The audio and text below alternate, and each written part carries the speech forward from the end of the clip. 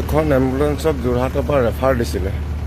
Refer দিয়া হওঁতে গোটেই মোদী অহাৰ কাৰণে এইবিলাক চোন গোটেই ট্ৰেফিক জাম, গোটেই ট্ৰাকে ভৰ্তি। তাৰপিছতে কি ক'বা?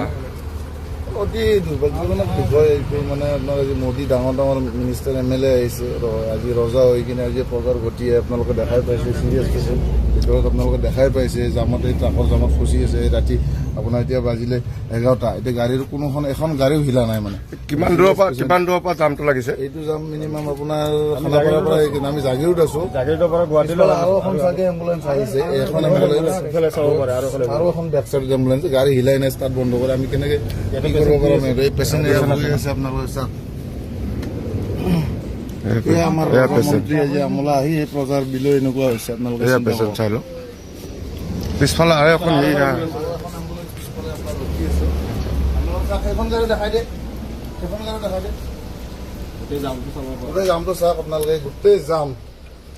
আজি এম্বুলেঞ্চ পিছফালে, এইখন এম্বুলেঞ্চ আগত, এইখন এখন কোনো যোৱাৰ মানে অপশ্যনে নাই। এইখন এখন এম্বুলেঞ্চ গাড়ী এতিয়ালৈকে মানে কোনো খা খবৰ নাই। মেইন ৰাস্তাত ৰখি আছে।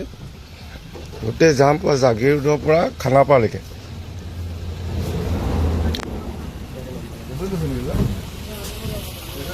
আনিব যাব এইখন এখন এম্বুলেঞ্চ পেচেণ্ট আনিব যাব। চিৰিয়াছ পেচেণ্ট কেনেকে আছে? এম্বুলেঞ্চ আহি ৰৈ আছে। ৰজা ঘৰৰ ৰজা আহিছে। আজি মোদী আহিছে, ডাঙৰ MLA মিনিষ্টাৰ আহি অৱস্থা কৰি থৈ দিছে। মানুহ মৰিবলৈ আৰু প্ৰজাৰ বিলৈ এনেকুৱা হৈছে। বেলেগ ক'ব লগা একো নাই। MLA মিনিষ্টাৰ আহে কিবা আহে, মই ক'ব লগা একো নাই। কিন্তু সেই সিহঁতৰ কাৰণে সাধাৰণ ৰাইজে কি এনেকে হাৰাশাস্তি খাব নেকি?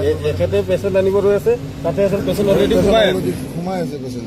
কি হ'ব ইয়াৰ ব্যৱস্থাটো? আমি বৰ্তমান আছো জাগিৰোডত। জাগিৰোডৰ পৰা এইটো কলৈকে জাম লাগিছে গম নাপাওঁ। হাতটোতো খানাপাৰা হ'বই। বুলি ক'লে অকল কি MLA মিনিষ্টাৰৰ কাৰণে প্ৰশাসন নেকি? মানে কি সাধাৰণ ৰাইজৰ কাৰণে প্ৰশাসন নহয় নেকি?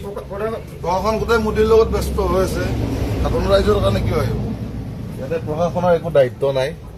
ইয়াতে ট্ৰেফিক জাম লাগিছে ইমান দেৰিৰ পৰা, কিন্তু এটা পুলিচ প্ৰশাসনৰ মানুহ ইয়াতে উপস্থিত নাই। এজন ট্ৰেফিকৰ মানুহ ইয়াতে উপস্থিত নাই। আজি যদি এম্বুলেঞ্চৰ ভিতৰত এটা পেচেণ্ট আছে, তেওঁ যদি মৃত্যু হৈ যায়, তাৰ দায়ী কোন হ'ব? এটাই দায়ী কোন হ'ব? এই চৰকাৰখন হ'ব।